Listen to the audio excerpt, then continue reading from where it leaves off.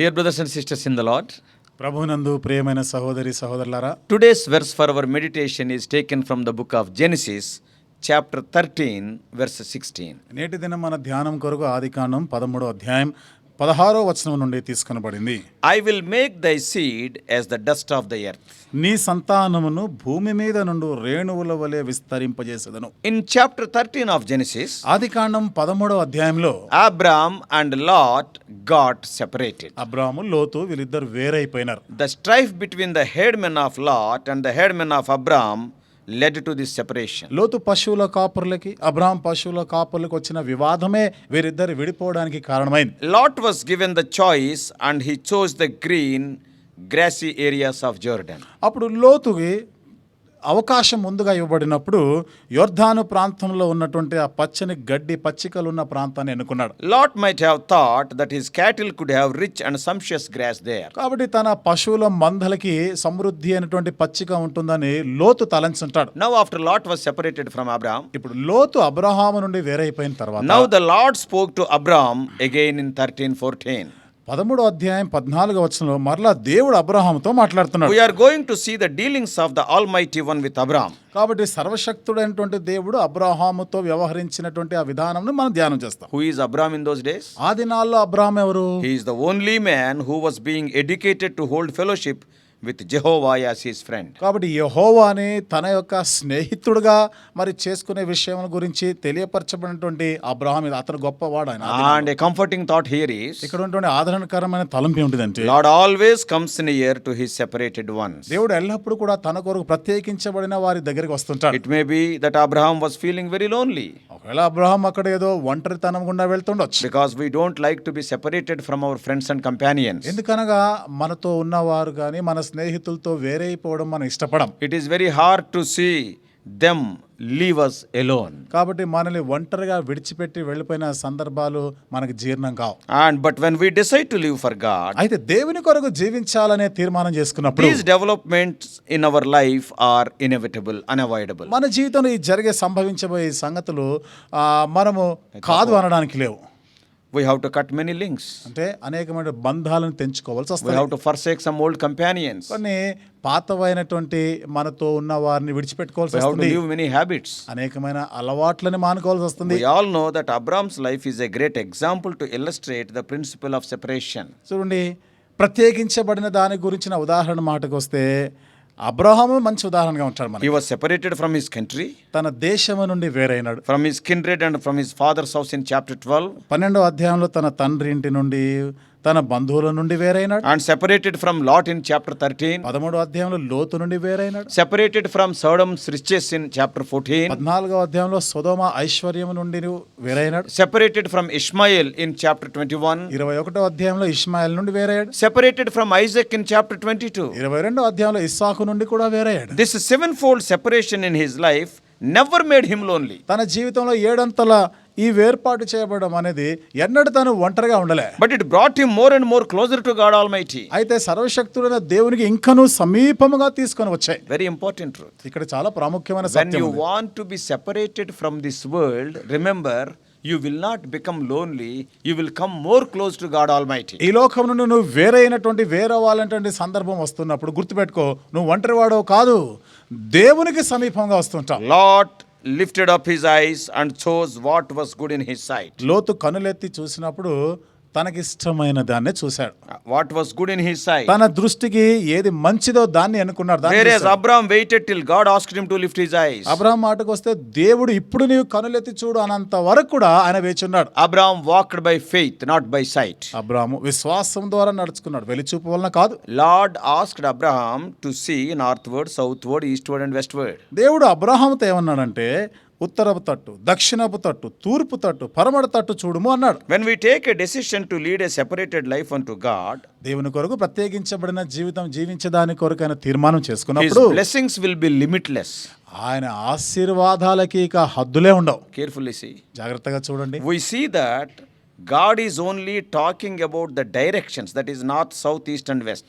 ఇక్కడ దేవుడు ఆ దిశల గురించే మాట్లాడాడు. అంటే ఉత్తర, దక్షిణము, తూర్పు, పడమర అని చెప్పాడు అంతే. He is not mentioning about the length, the breadth, the depth and the heights. దాని పొడవు, దాని వెడల్పు, దాని లోతు, దాని ఎత్తు గురించి మాట్లాడలేదు. This speaks of the unfathomable love of Christ. ఇది మనము కొలవలేనిటువంటి క్రీస్తు ప్రేమను గురించి మనకు The మాట్లాడాలి. love of Christ passeth human knowledge and understanding. క్రీస్తు యొక్క ప్రేమ మానవ జ్ఞానమునకు గ్రహింపునకు మించినటువంటిది. When Abraham was asked to look unto the land of Canaan, అబ్రహామును ఎప్పుడైతే కనాను దేశం వైపు చూడమని కోరినాడో, and when he was asked to look, ఎప్పుడైతే దాన్ని చూడాలని కోరబడ్డాడో, and much of the land of Canaan was hidden behind hills.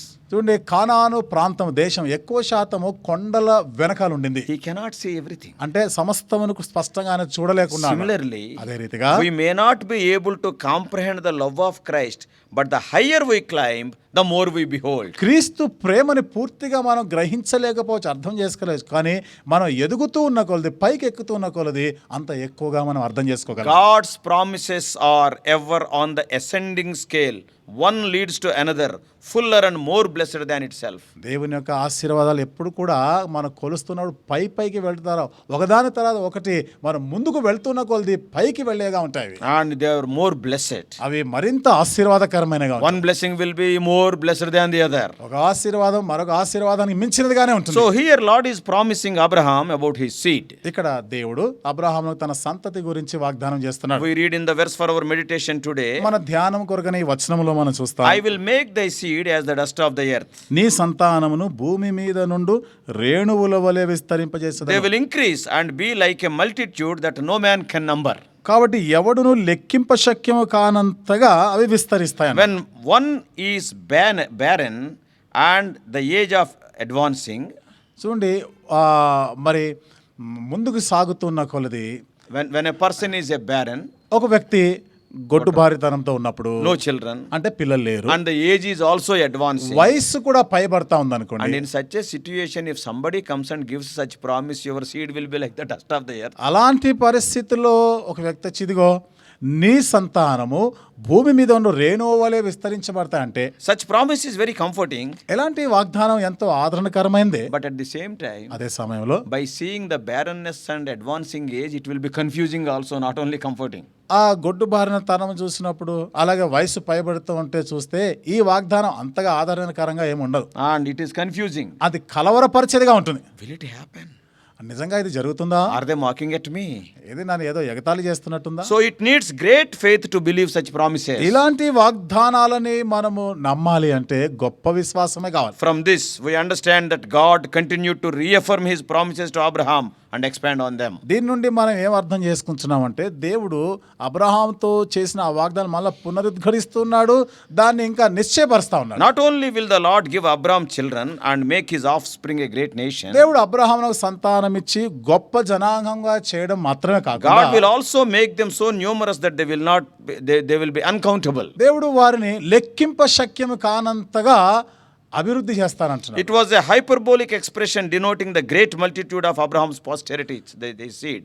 కాబట్టి అబ్రహాం యొక్క ఆ సంతానం మాటకు వస్తే ఆ వంశము ఎంతగా అభివృద్ధి చెందుతుందో చెప్తున్నాడు ఆయన. This shows that God was pleased how Abraham handled himself in that situation of strife with Lot's herdman. అలాంటి పరిస్థితుల్లో లోతు యొక్క పశువుల కాపురితో వచ్చినటువంటి ఆ వివాదం విషయంలో కూడా ఏ విధంగా దేవుని పైన ఆయన ఆనుకున్నాడో మనకు కనబడుతుంది. And God was very pleased. దేవుడు ఎంత సంతోషించాడు అతన్ని బట్టి. Even God added to the promise given in Genesis 12. ఆదికాండం 12వ అధ్యాయంలో దేవుడు చేసిన వాగ్దానం ఇక్కడ మరలా కలుపుతున్నాడు ఆయన. And he has added some more promises. ఆ వాగ్దానాలకి మరికొన్ని వాగ్దానాలు జత In చేస్తున్నాడు. chapter 12, 12వ అధ్యాయంలో అయితే the promise was only that land would be given to Abraham's descendants. అక్కడ ఏమనుంది?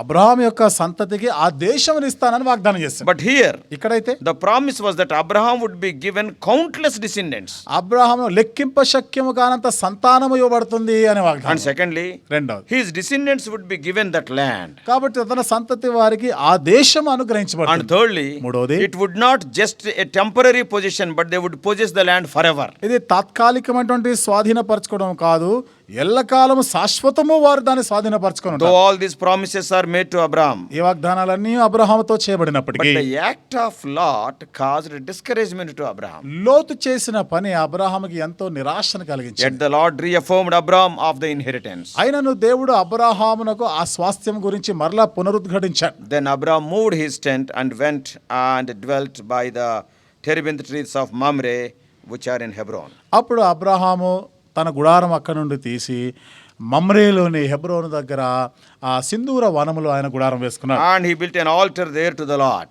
అక్కడ దేవునికి ఒక బలిపీఠం కట్టాడు. Remember, గుర్తుంచుకోండి, carefully remember. ఇక్కడ జాగ్రత్తగా మీరు గుర్తుపెట్టుకోండి. If the Lot had the tropical luxuries of Sodom, ఒకవేళ లోతు గాని ఆ ఉష్ణమండల విలాసాలని ఆయన కలిగి ఉన్నట్లయితే, Abraham had the refreshing breeze of the hills. Abraham మాటకు వస్తే ఆ కొండల్లో నుండి వస్తున్న తాజా అయినటువంటి ఆ గాలి పీల్చుకుంటూ ఉన్నాడు. And those soft slopes, they were mingled with groves of pomegranates, figs, apricot or almonds. కాబట్టి అక్కడ ఉన్నటువంటి ఆ వాలుగా ఉన్నటువంటి ఆ పచ్చని ఒలీవలతోనూ అలాగే అక్కడ అంజూరములు ఇంకా మరికొన్ని పళ్ళు అన్నీ కూడా ఉన్నాయి ఆ ప్రాంతంలో. And all around the waving patches of wheat and barley. చుట్టూ కూడా ఎక్కడ చూసినా కానీ గోధుమలు యవల పొలాలు కనబడతా ఉన్నాయి. Therefore, కాబట్టి before I close, ముగించే ముందు the lesson we learned today is that ఈరోజు మనం నేర్చుకునే పాఠము, let us be like Abraham. Abraham వలె ఉందుముగా. Let us lead separated lives and enjoy the presence and abundant blessings of the Lord. ప్రత్యేకించబడిన జీవితం జీవిస్తూ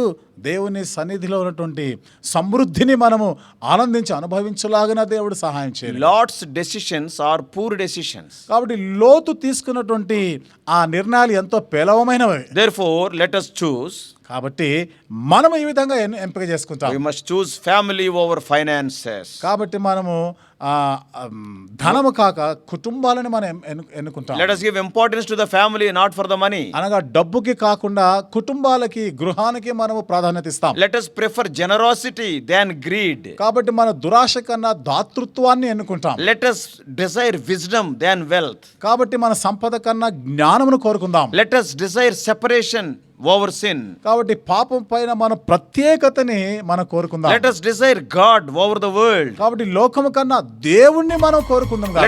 Let us desire Canaan's grapes, not the grass of Jordan. కాబట్టి యోర్దాను గడ్డి కాక కనానులో ఉన్నటువంటి ఆ ద్రాక్షాలని కోరుకుందాం గాక.